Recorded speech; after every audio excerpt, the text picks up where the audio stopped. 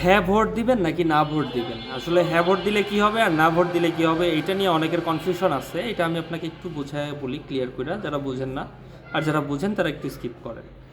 দেখেন, আওয়ামী লীগের অনেক লোক আছে যারা হচ্ছে হ্যাঁ ভোট দেওয়া মানে মনে করে যে একাত্তরে অপমান করা, আল্লাহর নাম মুইছা দেওয়া সংবিধান থেকে, এইসব আবিজাবি কী সব কয়। আসলে এইগুলোর কোনো কিছুই নাই, একাত্তরের সংবিধান বাতিল করা বা ওইরকম কিছুই নাই।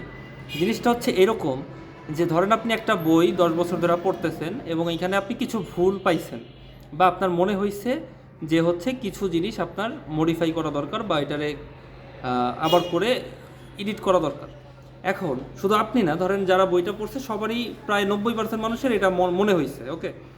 তো এখন বইয়ের মালিক আপনারা বললো যে আপনি কি এটা মানে মডিফাই করে এডিট করে দিব, এটা আপনি চান, হ্যাঁ হ্যাঁ নাকি না।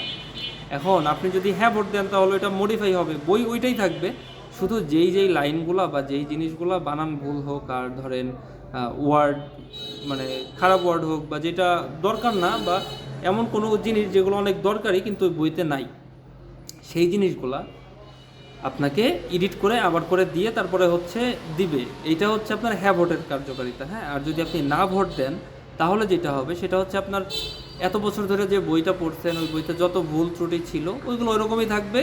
এখন ওই বইয়ের মালিক চেঞ্জ হইলেও ওই ভুল ত্রুটিওয়ালা বই থেকেই যাবে, তাই না? বইয়ের মালিক যদি মারাও যায় ওই ভুল ত্রুটিওয়ালা বই আপনার সারা জীবন পড়তে হবে বা আপনার এটা নিয়ে সাফার করতে হবে, তাই না?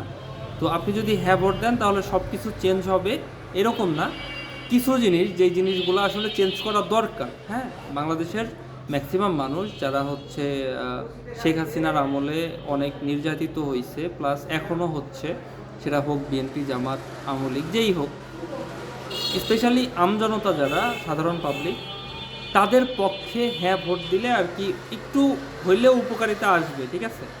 যেমন ধরেন শেখ হাসিনার হাতে সব ক্ষমতা ছিল, রাইট? এখন আপনার যদি হ্যাঁ ভোট দেন তাহলে এখানে যে সংশোধনগুলো হবে সেটার পরে আপনার যেটা হবে সেটা হচ্ছে যে ক্ষমতা শুধুমাত্র প্রধানমন্ত্রীর হাতে থাকবে না। কোনো কিছু যদি সে নিজের মন মতো করতে চায় সেই ক্ষেত্রে আরও কয়েকজনের অনুমতি নিতে হবে। এখন আপনি চাইলেই তো সবাইরে ঘুষ খাওয়াইতে পারবেন না, আর তারপরেও যদি আপনি ঘুষ খাওয়ায়া বা প্রেশার দিয়া এটা করায় নেন তাহলে এর উপরে তো আর কিছু করার নাই, তাই না? এখন আপনি কী করবেন? আপনি আমি তো আর যে প্রধানমন্ত্রী হইতে পারবো না বা ক্ষমতাধর হইতে পারবো না, তাই না? এখন আমাদের যেটা করার আছে সেটা হচ্ছে দুইটা দল আছে, দুইটার মধ্যে যেটা ভালো সেটাতে ভোট দিতে হবে এবং হ্যাঁ এর পক্ষে ভোট দিতে হবে। বাকিটা তাদের উপরে ছাইড়া দেন, তারা কি করে সেটা দেখি। যদি তারা ভালো কিছু না করতে পারে, সামনের 5 বছর পরে আবার ইলেকশন হবে, তখন আমরা অন্য দলকে দিব। থ্যাংক ইউ, ভালো থাকবেন।